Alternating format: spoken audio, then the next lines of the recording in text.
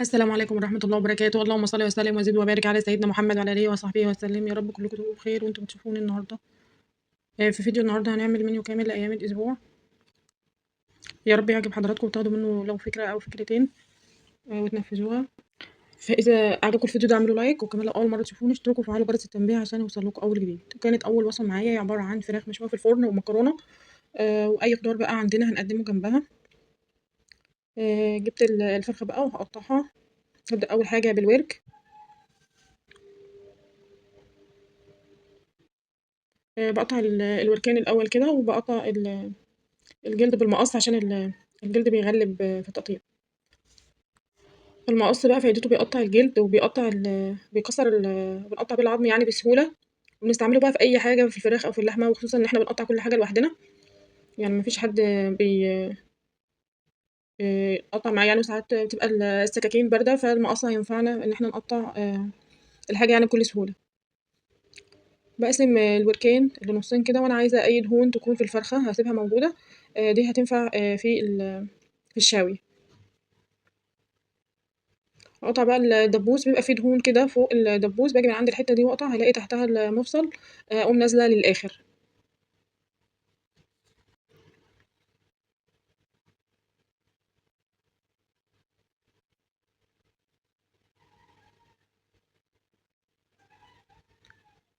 نفس المثال على الدبوس التاني، أجي من عند الدهون وأقوم نازلة بالسكينة.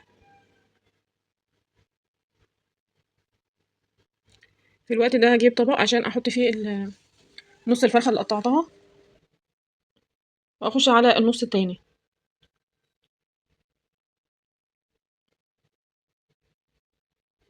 أنا باحب أكتر حاجة أكتر حتة في الفراخ المشوية وهي الأجنحة. الأجنحة المشوية بتبقى يعني دايبة كده وطعمها حلو جدًا ومتحمرة من كل ناحية. فباحب دايمًا الجناح، إنما الرقبة بتنشف جدًا في الفرن، ما بتبقاش حلوة في الشوي.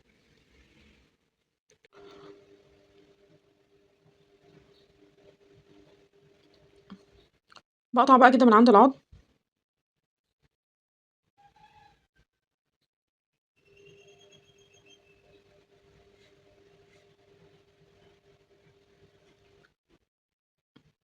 هنقطع كل ربع بقى من الصدر ل3 حتت. الفرخة دي الوحيدة اللي ما عملتهاش على استعجال، وتبلتها من بالليل وكانت النتيجة روعة. إما بنتبل الفراخ على بيات بتفرق جدًا في الطعم. باقطع كده الصدر ل3 قطع.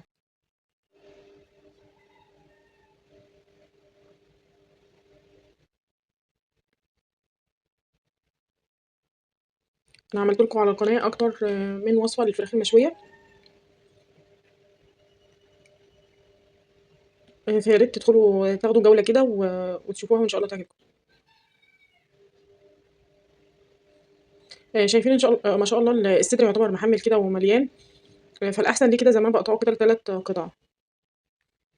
حتى اللحمة كده عاملة زي الساندوتش يعني مليانة كده. لمّا نيجي بقى نتبّلها نفتح فيها كده، نفتح في اللحم عشان كل اللحم يشرب من التتبيلة. باسيب حتة لحمة كده في الجناح، وبافتح من عند برضه مفصل اللي قبل الجناح ده. هندخل على الربع التاني.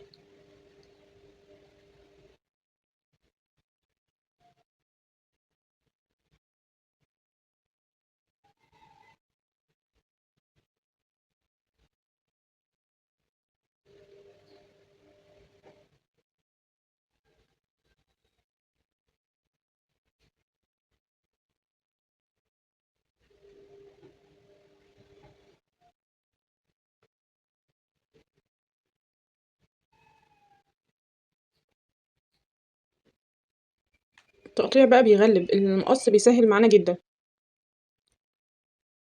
لو عايزين تشيلوا بقى الجلد، لأ بس إحنا مش هنشيل أي جلد في الفراخ المشوية، كنت هاقول لكم شيلوا الجلد اللي على الرقبة. بس مش هنشيله عشان الفراخ ما تنشفش مننا في الفرن. أي جلد أي دهون لازم نحتفظ بيه في الفراخ المشوية.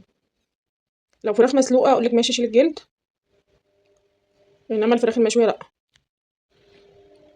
بنفتح العضم كده عشان الفراخ كلّها تستوي، وبافتح كده من عند اللي هي الحتة بتاعة الورك دي برضه من عند المفصل، بس ما بانزلش الآخر، دي بتبقى مليانة لحم كده ولازم تتفتح.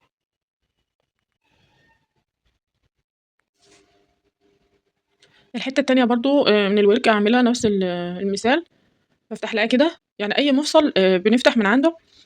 أول حاجة بتفرد المناب كده بتخلّيه أكبر. تاني حاجة في التسوية بقى ما بتطلع كلّها مستوية. شايفين الصدر كده عشان كان محمّل لازم نفتحه كده زي الساندوتش كده. بنفتحه بالسكينة أو بنعمل له كده إيه فتحات بالسكينة. عشان نفس النظام كده الدبوس بافتح من جنب العضم بالضبط.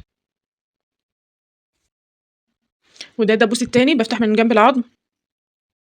كل ده بيساعد في التسوية وإنها تشرب من التتبيلة كويس ويساعدها في السوى أسرع.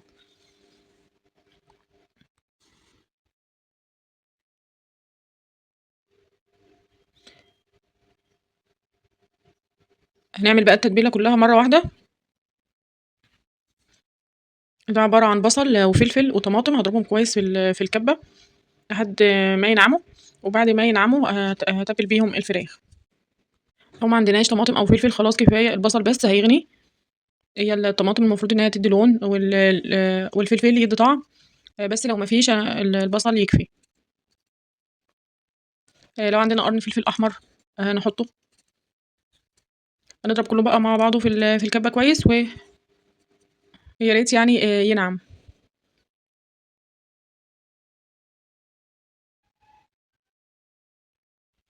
هاجيب الصينية بقى هاضيف فيها التتبيلة اللي أنا ضربتها في الكبة.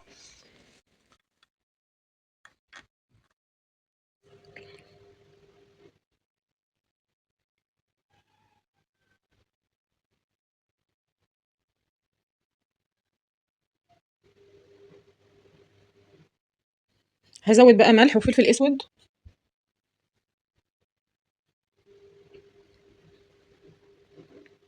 وكاري وكركم و ومعلقة من ال7 بهارات. ولو عايزين تضيفوا قرفة وجنزبيل. وهازوّد صويا صوص ودبس رمان. معلقة صغيرة كده من الدبس الرمان ومعلقة كبيرة من الصويا صوص. لو أول مرّة هتستعملوا الحاجات دي زي الصويا صوص والدبس الرمان يبقى هنحط كميات بسيطة كده على ما تتعودوا على طعمها في التتبيلات. وده كاري وكركم. التقيل ده دبس رمان واللي بيبقى شبه المَيّة بيبقى صويا صوص. ده صويا صوص. عايزين تزوّدوا بقى أي حاجة من عندكم تاني بتحبوها على الفراخ زوّدوها زي مثلًا ممكن حبّهان بودرة. ممكن اللي هو ورق الغار بودرة. الحاجات دي بتبقى حلوة أوي مع الفراخ، أكتر حاجتين بتبقى كويسة جدًا مع الفراخ. بعد كده هاقلّب كلّه مع بعضه كويس. وهانزّل فيها قطع الفراخ وهاتبّلها كويس برضه. وشُفتوا الفتحات اللي إحنا فتحناها المفروض إن إحنا نتبّلها من تحت الجلد وبين اللحم والعضم. ما اخلّيش أي فتحة ما اخلّيش أي قطع خالص من غير ما التتبيلة تدخل فيها. أنا هانقعها يعني في التتبيلة ليلة في التلاجة. لو يعني مستعجلين عليها مش أقل من ساعتين. لو هنسيبها في التتبيلة مش أقل مثلًا من ساعتين لو مستعجلين عليها.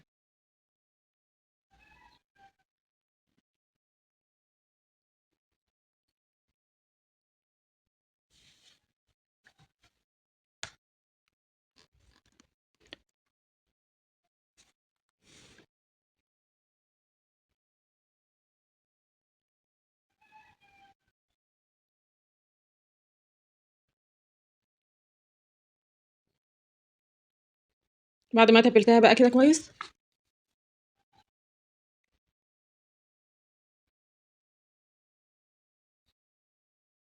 هالفّها بستريتش أسيبها ليلة في التلاجة. لو ما بتحبوهاش في التلاجة ممكن تحطوها في الفريزر.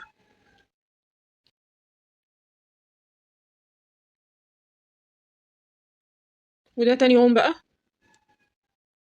هاشيل من عليها الستريتش. أنتم ممكن تسووها في نفس الصينية اللي هي فيها لو مش عايزين تعملوها على الشبكة. بس أنا هاعملها على الشبكة لأكتر من سبب عشان تاخد شكل تاخد شكل حلو كده وتستوي أسرع. ما عندناش الشبكة أو مش عايزين الشبكة يبقى هنسويها في نفس الصينية كده مش هنزود لها أي حاجة. هادخّلها بس الفرن. جِبت بقى صينية تانية كده وهاحط عليها الشبكة عشان كانت هتوقّع من السائل بتاعها ده على الرخامة. بارُص بقى على الشبكة بحيث ما توقّعش أي حاجة خالص من الصينية. يعني الصينية مدوّرة. فبارُص الفراخ بحيث تبقى مدوّرة على قد الصينية مش على قد الشبكة. هي الشبكة مستطيلة. فأنا بارُص على هيئة دايرة كده على قد الصينية عشان مش عايزة أي سائل يُقع من الشبكة في الفرن وهيقعد يدخّن ويدخن يعني علينا الفرن، فتخلي بالكم من النقطة دي.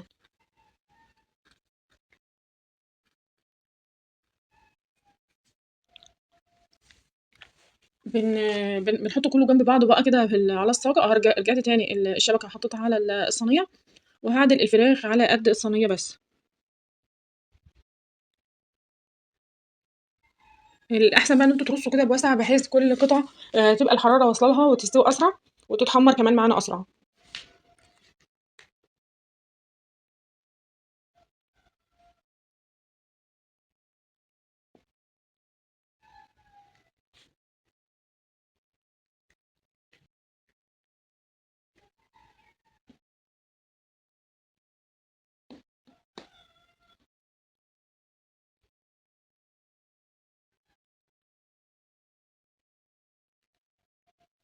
بعد ما رصيتها بقى أنا هزود الصينية بالمية عشان ما تتحرقش معانا في البوتاجاز.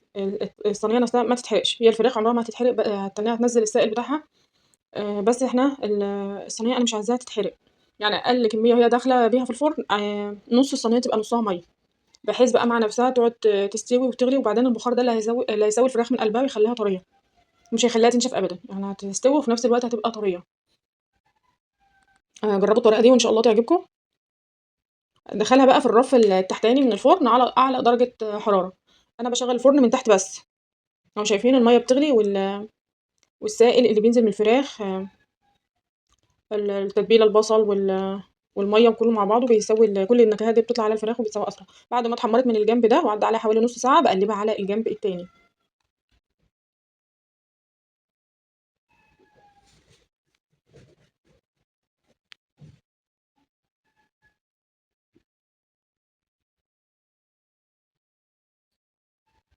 دايما تبقوا حريصين ان في ميه جوه الصينيه، مش عايزه الصينيه تتحرق خالص. رصيت بقى جرجير كده في الطبق. ممكن ترصوا جرجير او اي نوع خضار تاني، بقدونس، كزبره، ممكن خس، يعني حسب المتاح ليكم.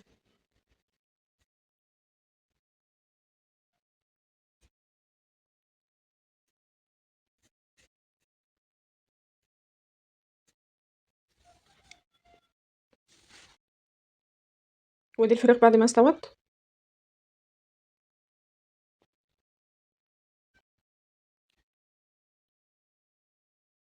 وانا هعمل جنبها حبه مكرونه.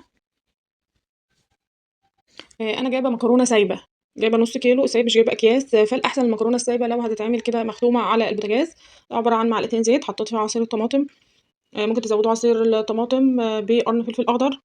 حطيت ملح وفلفل اسود. هنحط رشه بسيطه مثلا من 7 بهارات، لو عندنا بودره ديمجلاس ممكن نزود. بعد ما الطماطم اتسبكت هزود المكرونه وهزود عليها شوربه. الشوربه هتكون معانا برضو بتغلي على البوتاجاز، وهزود شوربه سخنه. ما كانتش الشوربه سخنه هنحطها على الصلصه تاخد غلوه، وبعدين هزود المكرونه. دي احسن طريقه للمكرونه السايبه لو بتعجن منكم.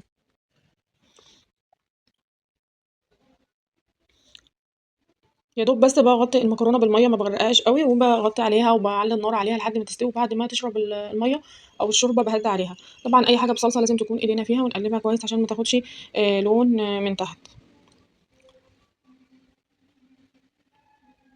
من الحاجات الحلوه قوي اللي هي الفراخ المشويه في البيت دي، هتعجبكم جدا. وانا عملت جنب الفراخ مشويه كده طبق. هنخش بقى على الوصفه التانية، ما هي عباره عن رز وبتنجان وطماطم مخلله، وعملت لهم جنبه عصير من الجوافه. كانت اكله جميله جدا، والبتنجان المتحدق ده عجبهم. والطماطم المخلله كده كانت جميله. وعملت لهم كمان رز حبايه وحبايه، فبيبقى طعمه جميل. كان يوم بسيط بس كان الاكل فيه طعمه جميل جدا. اول حاجه خدت نص كميه الرز وحمرها في معلقه زيت ومعلقه سمنه.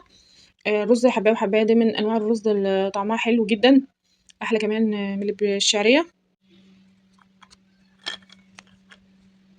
الرز لو معانا مثلا مبلول وعايزاه يتحمر اسرع، بحطه هو الاول قبل ما احط الماده الدهنيه. بحطه هو في الاول في الحله، تنيني اشوحه لحد ما ينزل ميته خالص وينشف، وابدا بقى ازود الزيت او السمنه بتاعته، هتلاقيه يتحمر اسرع.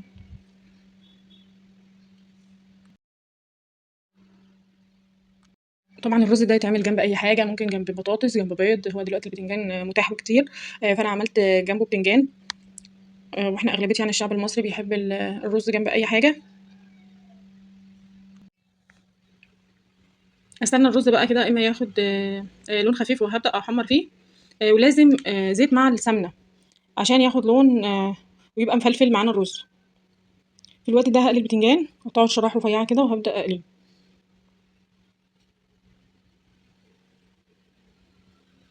هي يوميا ما كانش عندي غير بتنجانه واحده، فانا قطعتها كده لشرايح وبحمرها في الزيت.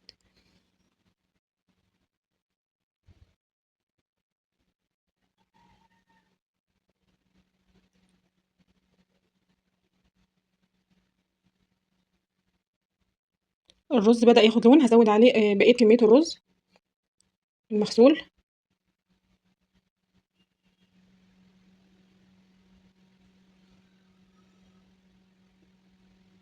وهزود عليه ملح، وهقلبه وهو كده على وهو كده في الحله من قبل ما احط الميه.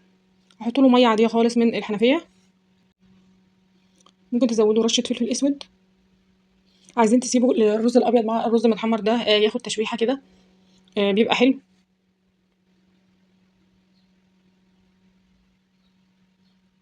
هقلب الرز.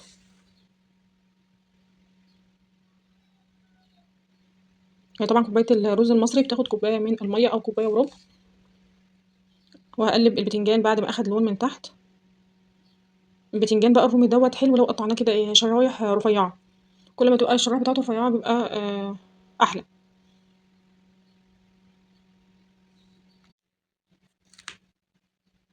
هزود على الرز ميه لحد ما اغطي الرز كده واقلبه. نخلي بالنا برضو ان احنا الرز متحمر، والرز التاني كنا سايبينه في الميه يتنقع على ما الباقي يتحمر، فنحاول ما نزودش الميه قوي. بندوق بقى ميه الرز. وبيفضل على نار عاليه لحد ما الرز يتشرب، وبعدين بنهدي النار بسيط خالص. كل ما تكون حله الرز واسعه وكبيره، كل ما كميه الرز بتزيد وبيبقى احسن. وكل ما يكون غطا الحله محكم، كل ما الرز يستوي كل ما الرز بيستوي وما ياخدش معانا وقت كبير على البوتاجاز. هنعمل بقى طماطم مخلله. هنقطع الطماطم كده شرايح رفيعه، وبنرصها في الطبق بقى باي شكل انتوا عايزينه. بس قطعوا شرايح الطماطم شرايح رفيعه.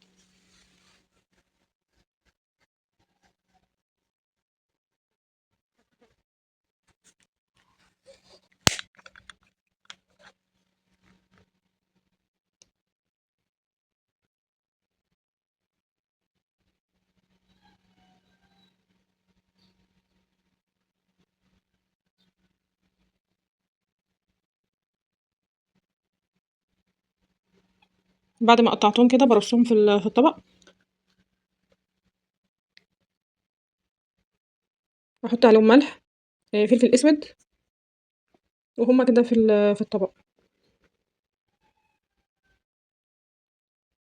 رشه بسيطه كده من الفلفل الاسود. وقشرت فص توم كده وههرسه في الهراسه. ممكن تعملوا بقى التوم مع الملح مع الفلفل في الهون. بس انا بقى بسهل على نفسي كده وبعمل في الهراسه. بوزع التوم كده على الطماطم. انا عايزه كل بقى يعني شريحه من الطماطم يبقى عليها توم، بحيث الواحد ياخد بقى كده الشريحه يلاقي عليها توم والملح والفلفل بتاعها.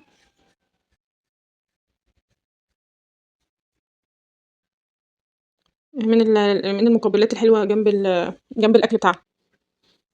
ممكن ترشوا رشه زيت بسيطه كده. وده البتنجان بعد ما اتقلى. نحط عليه التتبيله، هي عباره عن توم وفلفل وملح وكمون وكزبره ورشه من بهارات الكاري وليمون وخل وعصير ليمون. بتوزعوا بقى التتبيله كده على البتنجان. ممكن كمان تزودوا ممكن مع تتبيله البتنجان وبتضربوها في الهون او في الكبه طماطمايه، قرن فلفل احمر. ديت برضو تنفع لتتبيله البتنجان. وده عصير جوافه من ده طلعته من التفريزات اللي كنا عاملينها يوم السوق.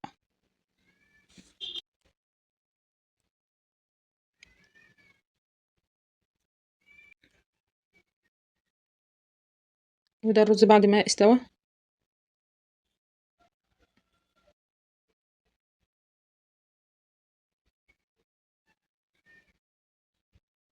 الكاميرا مبيضة لونه بقى عشان الإضاءة والتليفون،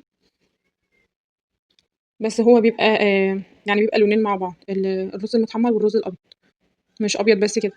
وقطّعت جنبه قتّة. ده ييجي يوم كان بسيط خالص، يعني غدا سهل وبسيط ومش مكلّف، وفي نفس الوقت عملنا غدا بالذات لأصحاب العيال اللي هم لازم رُز ولازم نعمل جنبه أي حاجة، غدا بسيط وما كلّفناش. هندخل بقى على تالت يوم، هو عبارة عن جلاش بالفراخ. ده ينفع غدا بسيط جدًا. كان عندي كمية من الفراخ، يعني بواقي فراخ، ما عملتلهاش فراخ مخصوص. ف كانت فايضة، ودي كانت فراخ مسلوقة. كانت فايضة. لميتها كلّها وعينتها في الفريزر، وأمّا جه وقتها طلّعت وعملتها. يعني ناخد بثقافة إن إحنا دايمًا ما فيش حاجة تترمي. وإن شاء الله حبّة رُز، لو عندنا رُز فاض، بس أهم حاجة طبعًا يكون متعان مثلًا في التلاجة أو واخدينه وعاينينه في كيس في الفريزر. هنيجي وإحنا بنعمل نفس طريقة الرز، والرز خلاص اتشرّب، بتزوّدي عليه الكمية بقى اللي أنتِ كنتِ مفرّزاه وعايناها، بحيث ياخد منه البخار ويستوي ويتفرّغ عادي مع الطبق الجديد. فإحنا دايمًا ناخد بثقافة إن إحنا ما نهدّرش حاجة وما نرميهاش، وبالذات لو إحنا مش عندنا يعني طيور بنربيها أو حاجة هندّيها البواقي ده. والأحسن إن إحنا نعمل كميات بسيطة عشان الملل والزهق من الأكل. دهنت الصينية بقى كويس كده بالزبدة، وهابدأ أرُص فيه طبقات الجلاش.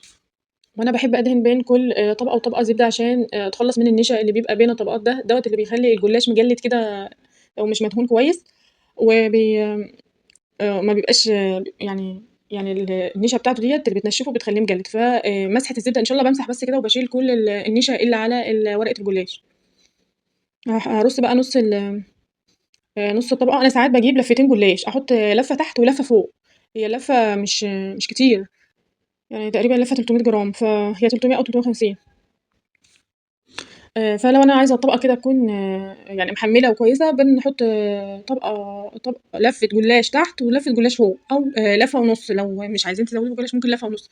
إنّما لفة واحدة بتبقى يعني مش هتبقى مشبعة أوي، هتبقى الطبقة رقيقة كده ومش هتبقى مشبعة أوي. إنّما لو طبق جانبي بقى براحتكم، ممكن لفة واحدة ماشي.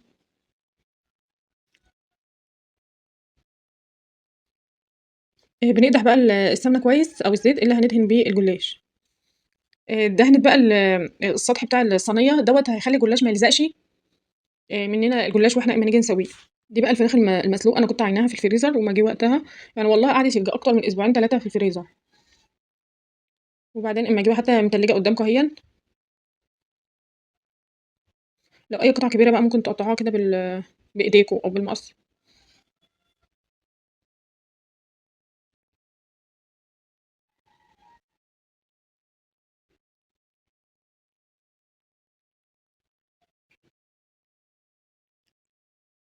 باوزّع الفراخ بقى في كل حتة في الصينية، بحيث ما يبقاش في أي حتت فاضية خالص. بتبقى كلّها يعني مليانة فراخ، وبالذات الأطراف، ما نبقاش مركّزين في النُص وسايبين الأطراف فاضي.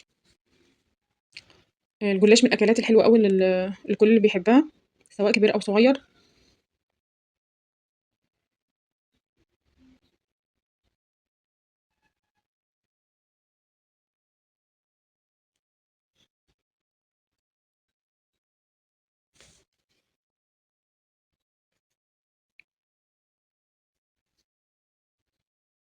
دي شريحة طويلة كده، هاقطعها بقى بالمقص لمكعبات كده أحسن.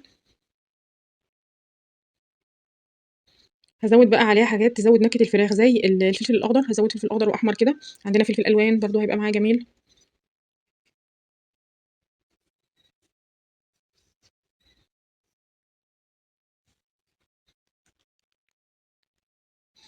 هازوّد زيتون. الحاجات دي كلّها نكهات للفراخ، إن هي مسلوقة ومركونة بقى لها فترة.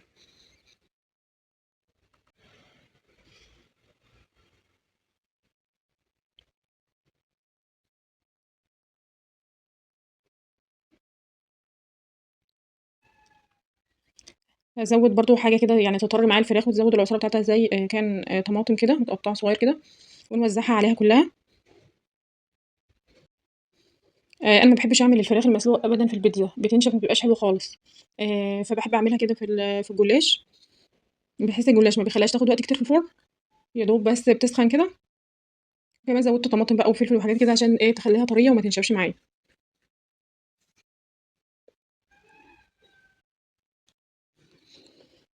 ممكن تزوّدوا بقى رشة كده من الزبدة عليها. كان عندي شريحتين بقى من الجبنة الرومي، باحب الجبنة الرومي جدًا مع الفراخ، وكمان لو أنتم عايزين تخلّوا النكهة بقى في كل حتة كده يعني إيه، افرموا الجبنة الرومي بعد ما تفرّزوها كده في الكبة، وارجعوا احفظوا المفروم دوّة في الفريزر. أي حاجة بقى تيجي تعملوها ترشوا رشة بسيطة كده هتلاقوها اتوزّعت وطعم الجبنة الرومي في كل حتة.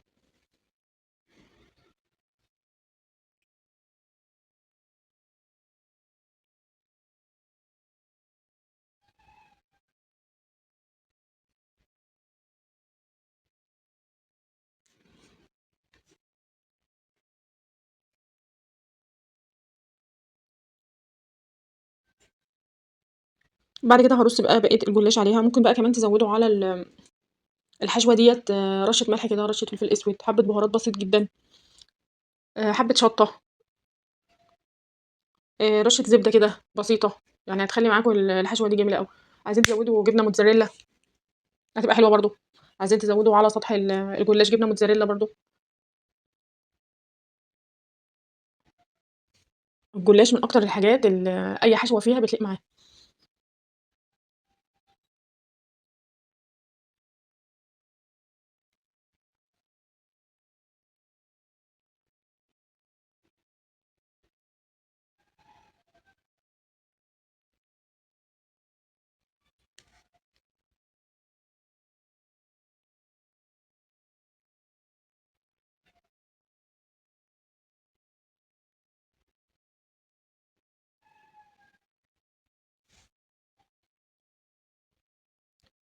ما بنخلّيش ولا طبقة بقى من غير سمنة.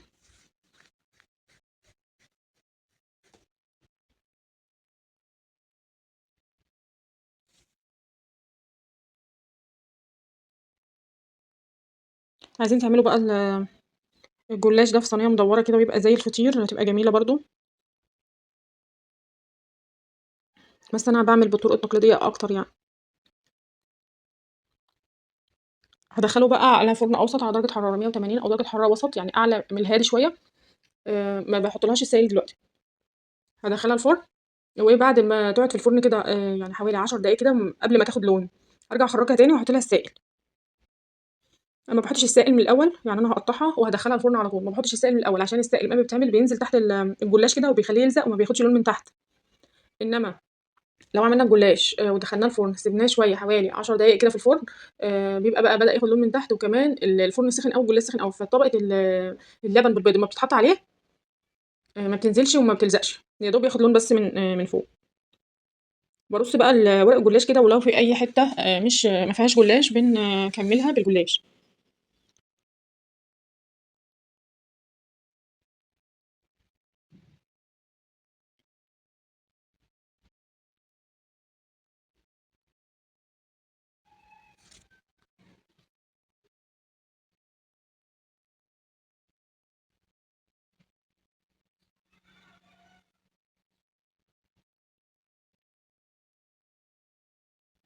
ممكن تقطّعوا الجلاش ده بالمقص عشان يبقى أسهل معانا ويعمل مربعات كده كويسة، أو بعد كمان ما يستوي، بيبقى أسهل كمان أنتم تقطّعوه كده بالمقص مربعات كده، أو بسكينة مشرشرة كده بحيث تنزل وتقطّع كل الصينية أسرع، أو لو عندنا يعني سكينة حامية أي سكينة مش شرط مشرشرة. آخر طبقة بقى ما تدهنوهاش سمنة عشان تعرفوا تمسكوها وأنتم بتقطّعوا الجلاش، بس أنا يوميها تقريبًا دهنتها.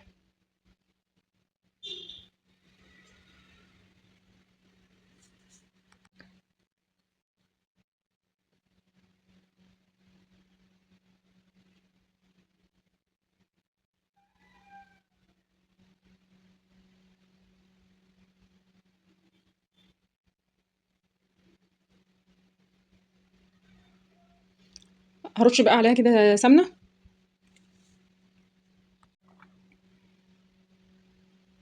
وأدخّلها الفرن، دي بعد ما قعدت حوالي 10 دقايق طلّعتها تاني، هي لسه ما خدتش لون وما استوتش أوي، في برطمان كده هاحط بيضتين. أنا قُلت بقى أوفّر في المواعين وأضرب البيض في المضرب من غير لا معلقة ولا شوكة ولا مضرب ولا أي حاجة، أحط ملح وفلفل أسود، ممكن بيضة واحدة بس ده كان بيض صغير بلدي، فأنا حطيت منه بيضتين، يبقى ده ملح وفلفل أسود وهاغطّي البرطمان بقى وأضربه كويس في البرطمان.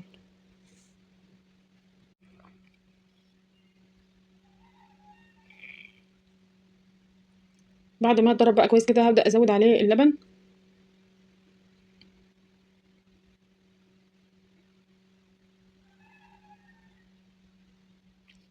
يعني حوالي كوباية من اللبن، وهابدأ أضرب تاني البرطمان اللي جواه اللبن والبيض كده بإيدي.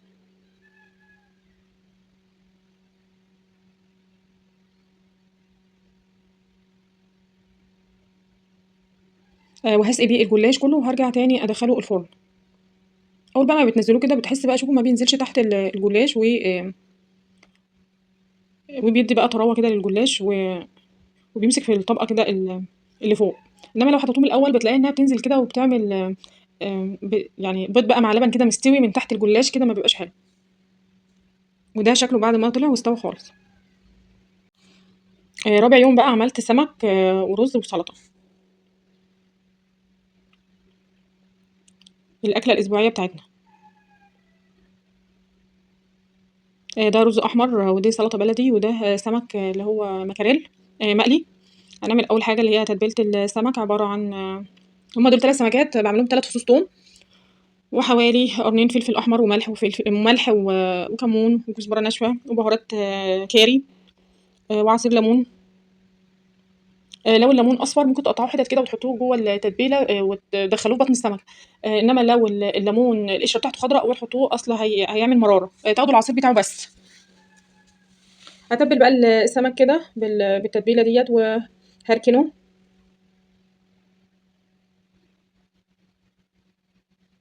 وبرصه جنبي في الطبق.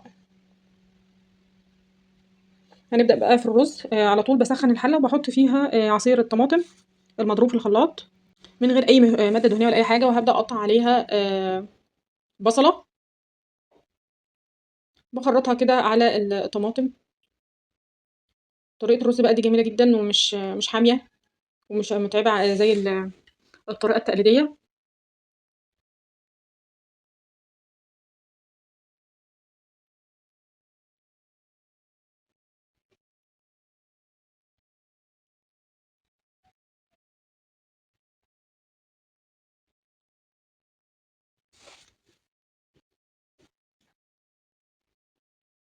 هقلب بقى البصل مع الطماطم وهبدأ أزود بقى معلقة زيت معلقة سمنة، بس الأحسن ليها لو معلقة سمنة ومعلقة سمنة بلدي.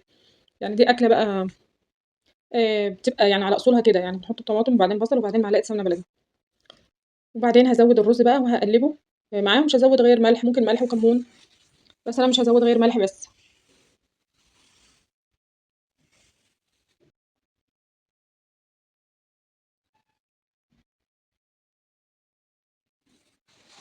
وهازوّد المَيّة ونخلّي بالنا بقى من الرز ده إن إحنا لازم نقلّبه كل شوية من تحت لفوق كده وهو بيستوي، عشان ما يلزقش من تحت أو ياخد لون من تحت غامق.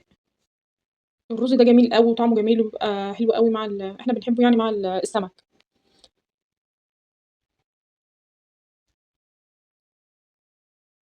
وأغطّي عليه بقى لحد ما يستوي، في الوقت ده هاقلي السمك، هابدّره بالدقيق وأحطّه في الطاسة يستوي.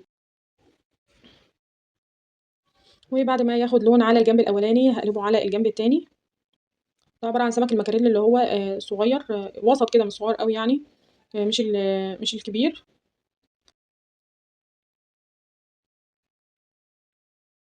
وده كان غدانا. وعملت جنبه سلطة خضرا بأي خضار بقى عندي، كان عندي بصل وتوم وفلفل وطماطم وجرجير و أي حاجة عندنا بقى تعمل سلطة، حتى لو قتّة أي حاجة بنقطّعها ونعملها سلطة. اليوم اللي بعده بقى عملت كبدة وعيش وسلطة وطحينة. أكلة طبعًا سهلة للأيام الصعبة اللي إحنا فيها ديّة، من أسهل الوجبات بقى وبتبقى منجزة تغيير عن بقية الأيام.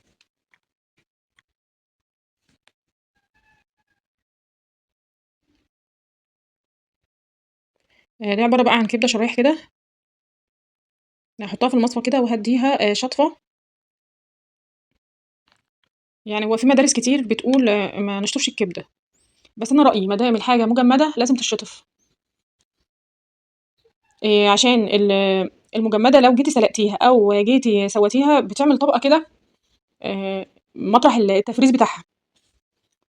فلازم تاخد شطفة تنزّل يعني مَيّة التفريز اللي كانت عليها.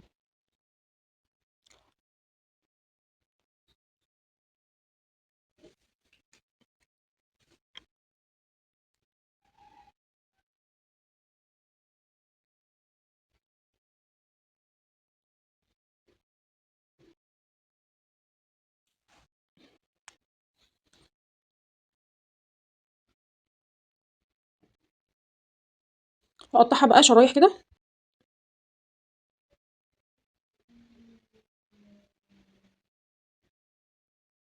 دي كبدة طبعًا مجمدة، وأنا عاملاها لكم بطريقة روعة يعني، كان طعمها جميل جدًا ومش هتحسّوا خالص إن هي يعني مجمدة. باقطّعها شرايح بقى كده، هاعملها أكنّها يعني شرايح كده طويلة.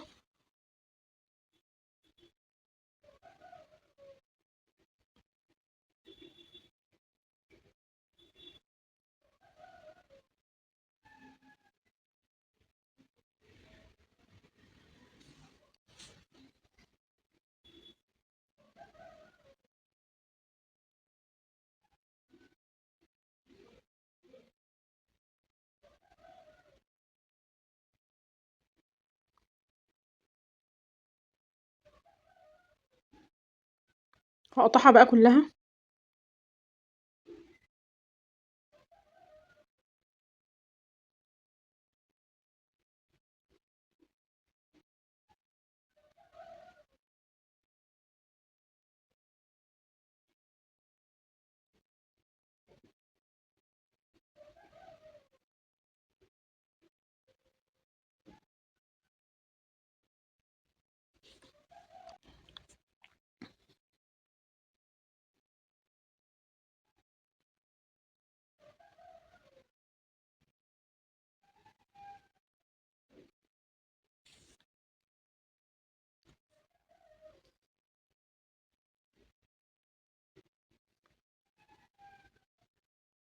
لو تعرفوا تقطّعوها بقى بالسكينة على البلانشة قطّعوها. بس أنا المقص بيقطّع معايا كل حاجة. المقص ده أنا كنت شارياه ب35 وكان فيه ب75، وبعد ما اشتريته قُلت يا ريتني كنت اشتريته ب75، كان يبقى قوي وأحسن ويعيش معايا أكتر. هو جميل وحامي، بس حاسة لو كان مقص أكبر وكان حامي عن ده كان هيبقى أحسن. بس أنا قُلت أجيبه كده أقضّي بيه الفترة ديّة، وبعد كده أبقى أجيب واحد أكبر. يعني هو حامي بس حاساه برضه ضعيف، لو كان الواحد جاب واحد أكبر حاسة إن هو كان هيبقى أحسن. وكان الواحد اشترى بقى حاجة مرّة واحدة، مش مثلًا أنا اشتريت ده وهارجع أشتري تاني. بس الحمد لله هو كويس برضه وشغّال.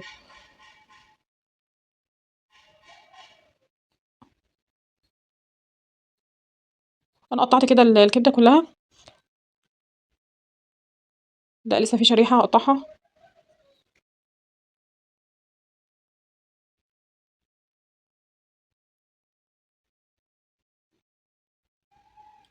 بعد ما اتقطّعت بقى كلّها أحطها في الطبق. هي المفروض كانت خدت شطفة تاني، بس أنا ما شطفتهاش تاني، بس أنتم اشطفوها شطفة تاني بعد التقطيع.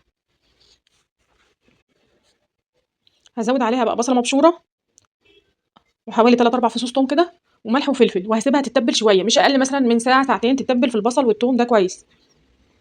يبقى بصلة مبشورة 3، 4 فصوص توم، وهاسيبها تتبّل وأحطها في التلاجة شوية. التتبيلة بقى ديّة هتفرق جدًا في طعم الكبدة، وهتخلّي طعمها جميل جدًا، وهتخلّي طعمها للأحسن.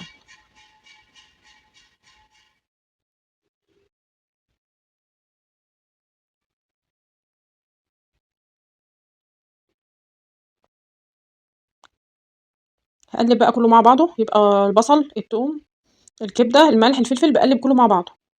ويا ريت تعملوا الخطوة ديّة، هتفرق معاكم جدًا في الكبدة.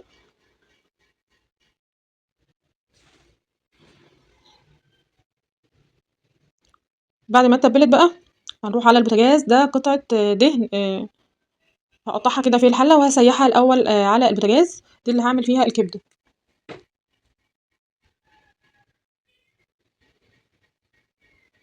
حتّة الدهن بقى ديّة اللي هتخلّي طعمها وريحتها جميلة جدًا. أنتم حتى لو مش عايزين دهن كتير، ممكن بعد ما الدهن يسيح كده هتاخدوا حبّة من الدهن وتعينوه لطبخة تانية، وبقية الدهن تطبخوا بيه، بس اعملوا بالخطوة دي، هتخلّي طعم الكبدة جميلة.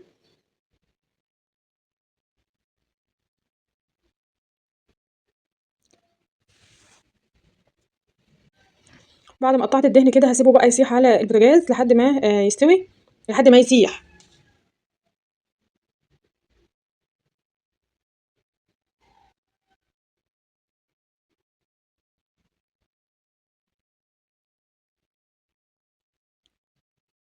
ده الدهن بعد ما يسيح، وساعات ممكن تحطّوا الدوش، الدوش بيبقى جميل برضه مع الكبدة، بيفضل قطعة كده ما بيسيحش، تاكلوه بقى مع الكبدة بيبقى جميل.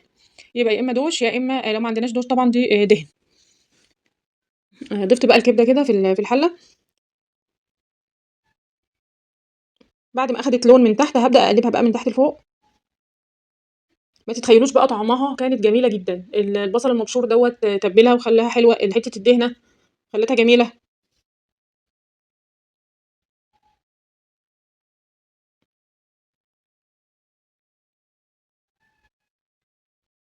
هازوّد لها بصل تاني، هي طبعًا لازم بصل كتير، الكبدة بصل وفلفل، فأنا أقطع لها بصل كده شرايح وفلفل شرايح.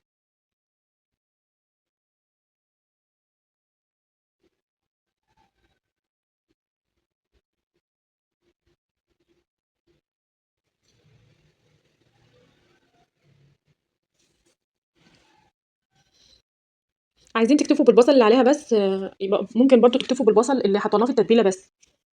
أنا برضه كنت عايزة أعمل كده أكتفي بالبصل بس قُلت يعني عندنا بيحبوها كده مليانة بصل ومليانة فلفل كتير، فبتبقى حلوة.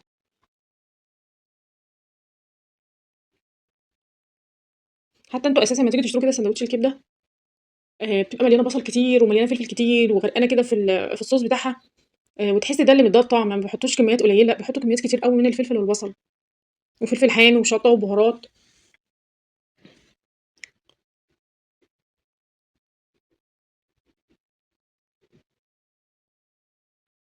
هابدأ أزوّد بقى البصل والفلفل اللي أنا قطّعته على الكبدة.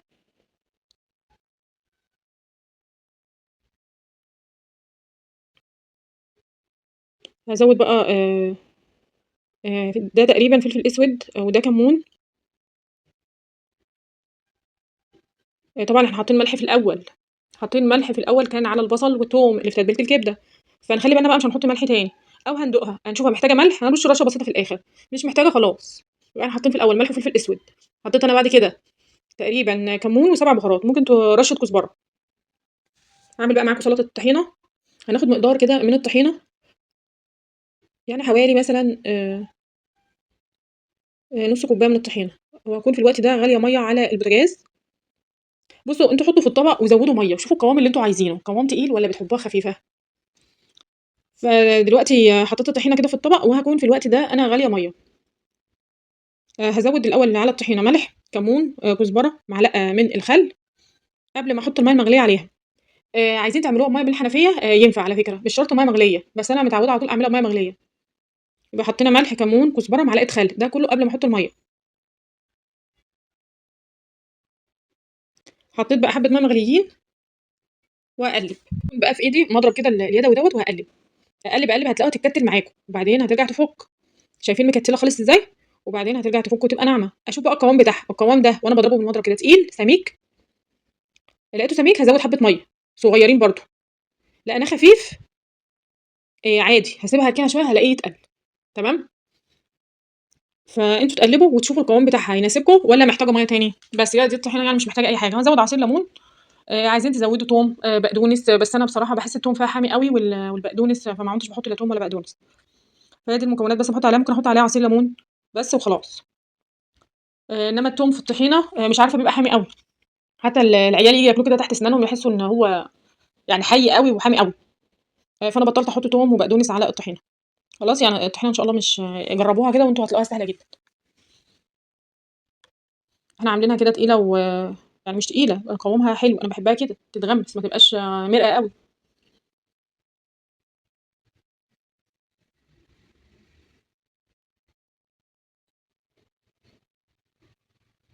وده كان غدانا للنهارده، يا رب يعجبكم.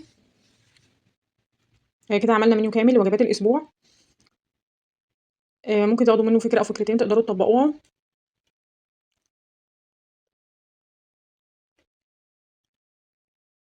والسلام عليكم ورحمة الله وبركاته.